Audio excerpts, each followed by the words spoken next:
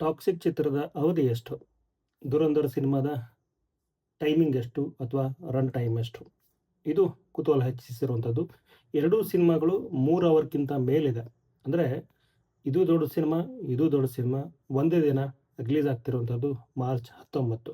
ಸ್ವಲ್ಪ ಡೀಟೇಲ್ ಆಗಿ ಹೇಳ್ತಾ ಹೋದರೆ ಆಹ್, ದುರಂಧರ್ 2 ಏನಿದೆ ಇದು 3 ಗಂಟೆ ಬರೋಬ್ಬರಿ 34 ನಿಮಿಷ ಪಾರ್ಟ್ 1 ಇತ್ತು.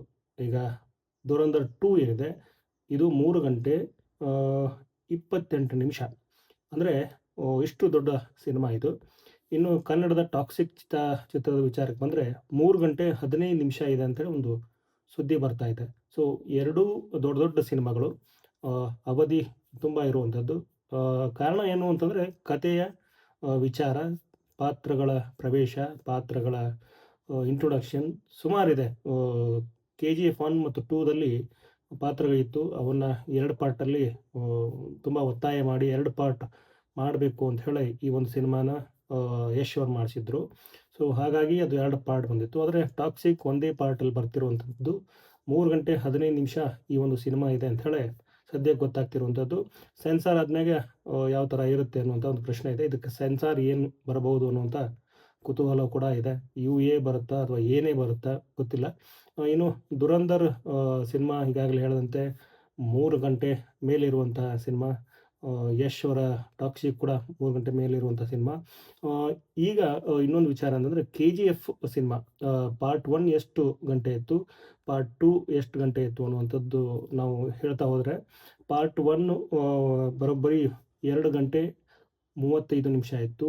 ಇನ್ನು ಹಾಗೇನೇ ಪಾರ್ಟ್ 2 ಅಂತ ಬಂದರೆ 2 ಗಂಟೆ 48 ನಿಮಿಷ ಇತ್ತು.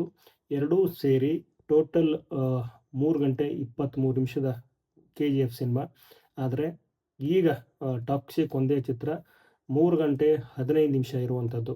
ತುಂಬ ವಿಶೇಷವಾದ ವಿಚಾರ ಅನ್ನೋಕ್ಕಿಂತ ಇಷ್ಟು ಲೆಂತ್ ಸಿನಿಮಾ ಜನ ನೋಡ್ತಾರೆ ಅನ್ನೋಂಥ ಪ್ರಶ್ನೆ ಇದೆ. ಕಂಟೆಂಟ್ ಚೆನ್ನಾಗಿದ್ದರೂ ಹೋಗುತ್ತೆ ಅನ್ನುವಂಥದ್ದು ಗೊತ್ತಿರೋಂಥ ಸತ್ಯನೇ. ದುರಂಧರ್ ಕೂಡ ಮೊದಲ ಪಾರ್ಟ್ ತುಂಬಾ ದೊಡ್ಡದಿತ್ತು. 2ನೇ ಪಾರ್ಟು ಕೂಡ ದೊಡ್ಡದಿದೆ. ಟಾಕ್ಸಿಕ್ ಕೂಡ ದೊಡ್ಡದಿರುವಂಥದ್ದು. ಸೊ ದೊಡ್ಡ ಸಿನಿಮಾಗಳನ್ನು ಜನ ನೋಡ್ತಾರೆ ಅನ್ನುವಂಥದ್ದು. ದುರಂಧರ್ ಸಿನಿಮಾವನ್ನು ಆದಿತ್ಯ ಧರ್ ಅವರ ನಿರ್ದೇಶನ ಇದೆ. ಕನ್ನಡದ ಟಾಕ್ಸಿಕ್ ಚಿತ್ರ ಏನಿದೆ ಇದು 2 ಭಾಷೆಯಲ್ಲಿ ತಯಾರಾಗಿರುವಂಥದ್ದು, ಕನ್ನಡ ಮತ್ತು ಇಂಗ್ಲೀಷ್. ಇದನ್ನು ಗೀತು ಮೋಹನ್ ದಾಸ್ ಡೈರೆಕ್ಷನ್ ಮಾಡಿರುವಂಥದ್ದು. ಕತೆ ಅಂತ ಬಂದಾಗ ಯಶ್ ಅವರು ಕೂಡ ಈ ಒಂದು ಚಿತ್ರಕ್ಕೆ ಕತೆ ಬರೆದಿರುವಂಥದ್ದು. ರಾಜೀವ್ ರವಿ ಏನಿದ್ದಾರೆ ಗೀತು ಮೋಹನ್ ದಾಸ್ ಅವರ ಹಸ್ಬೆಂಡ್, ಅವರು ಈ ಚಿತ್ರಕ್ಕೆ ಕ್ಯಾಮ್ರಾ ವರ್ಕ್ ಮಾಡಿದ್ದಾರೆ. ಅವರ ಕ್ಯಾಮ್ರಾ ವರ್ಕ್ ಹೇಗಿದೆ ಅನ್ನುವಂಥದ್ದು ಎಲ್ಲರಿಗೂ ಗೊತ್ತಿರುವಂಥದ್ದೇ. ಟೀಸರ್ ಹಾಗೆಯೇ ಪೋಸ್ಟರ್ ಜೊತೆಗೆ ಇನ್ನೇನು ಸಾಂಗ್ ಬರುತ್ತೆ ಅದು ಕೂಡ ಹೇಗಿರುತ್ತೆ ಅನ್ನುವಂಥ ಕುತೂಹಲವಿದೆ. ಹಾಗೆಯೇ ಈಗಾಗಲೇ ಆಗಿರುವಂಥ ಕೆಲಸದ ಬಗ್ಗೆಯೂ ಕೂಡ ಒಂದು ವಿಶೇಷವಾದ ಏನಪ್ಪ ಅಂದರೆ ಸೆಳೆತ ಇದೆ ಅಂತ ಹೇಳ್ತಾ ನನ್ನ ಈ ಒಂದು ವಿಡಿಯೋನ ಇಲ್ಲಿಗೆ ಎಂಡ್ ಮಾಡ್ತಿದ್ದೀನಿ. ನಮಸ್ಕಾರ.